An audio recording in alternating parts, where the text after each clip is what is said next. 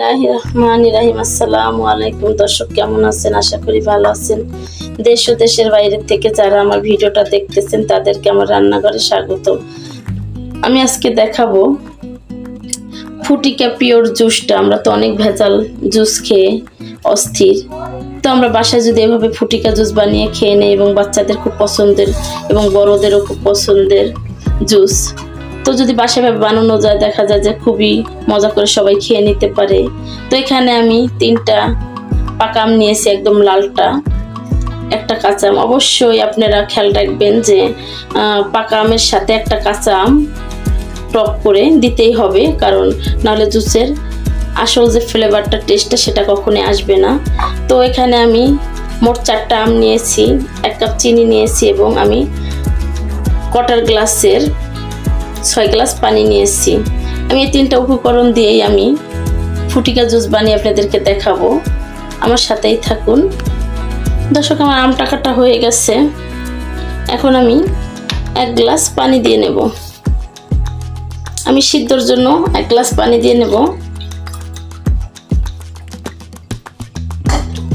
এখানে আমি সিদ্ধ করার জন্য 1 গ্লাস পানি দিয়ে নেব এবং আমার 5 কাপ পানি রয়ে গেছে। আমি এটা চিনি দিয়ে ফুটাবো। আমি আগে থেকে প্যানটা খুব সুন্দর করে ধুয়ে বসিয়ে দিয়েছি। আমি এটাকে এখন 10 মিনিট সিদ্ধ করে নেব।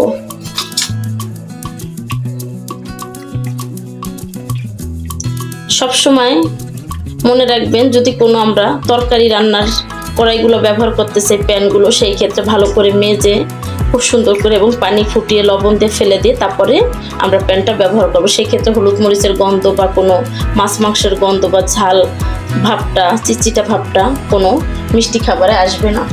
তো সবসময় চেষ্টা করবেন যে আমরা মিষ্টি যে খাবারগুলো, ডেজার্ট যেগুলো করি যে সমস্ত পাত্রতে, সেটাতে করার আমরা চেষ্টা করব। এখন আমি এটা সিদ্ধতে বসিয়ে রাখবো। আমি যে চিনিটা মেজারমেন্ট কাপে 1 কাপ চিনি রেখেছি, সেখান থেকে আমি কিছু চিনি এখানে দিয়ে দেব। আর এটা আমি দিয়ে পানিটা ফুটিয়ে নেব।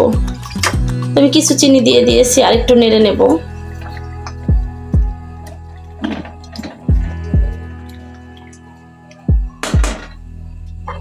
এখন আমি আমটা এখন নেড়ে দেব, একটু সিদ্ধ হয়ে গেছে, আর একটু সিদ্ধ হবে।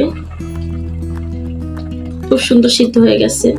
পানিটা বসিয়ে দিয়েছি এবং এখন আমি চিনিটা দিয়ে দেব। চিনিটা ঘন করা যাবে না, নেড়ে একদম দানা দানা যে চিনিটা থাকবে ওটা একদম গলিয়ে ফেলতে হবে।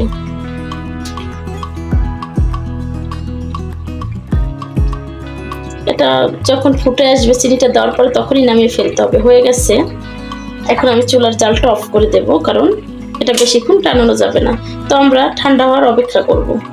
আমার আমটাও সিদ্ধ হয়ে গেছে, আমি আমটা এখন নামিয়ে দেব। আমটা সিদ্ধ হয়ে গেছে, এখন আমি এটাকে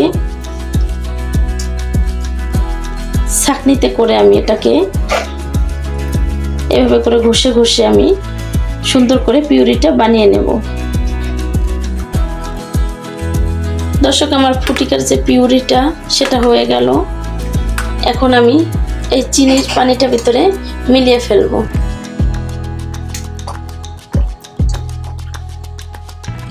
এখন খুব সুন্দর করে আমি নেড়ে মিলিয়ে নেব।